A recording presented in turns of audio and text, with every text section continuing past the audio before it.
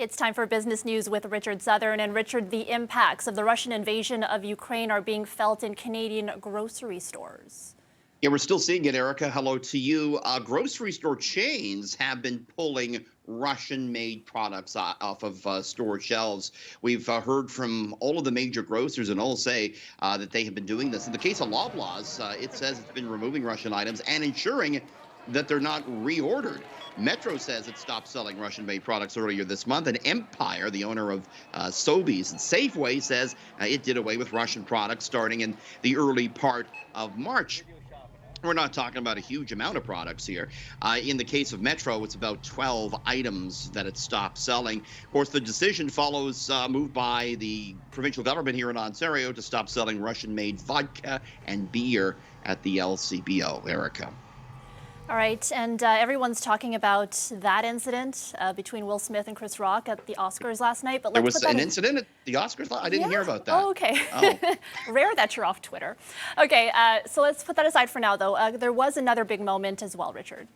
Yeah, no, that was was one out of every two tweets last night, Erica. But there was a notable business angle last night, aside from that slap heard around the world. It was the movie that won Best Picture, CODA. This was a movie produced by Apple. It's streamed on Apple Plus, and so this is the first streaming service movie ever to win the Best Picture Oscar. And that is super notable, right? I mean, these streaming services, they are as mainstream as you can be now if they're winning Best Picture Oscars.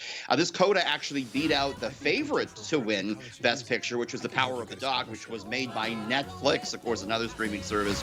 Apple stock was higher on the day. Of course, it was all overshadowed by the Will Smith slap of Chris Rock. And there's a possibility that Will Smith might need to hand back his Oscar. If he does, that could hurt him financially, Erica. There's something called the Oscar effect. Winners of Oscars usually can charge about 20% more for future roles. If he does have to give that Oscar back, that could hurt him financially. Our Karen Seelan's going to have more on this Will Smith, Chris Rock story coming up here on City News. Okay, and finally, it seems inevitable that the cost of borrowing money will go up, and it could happen soon, Richard.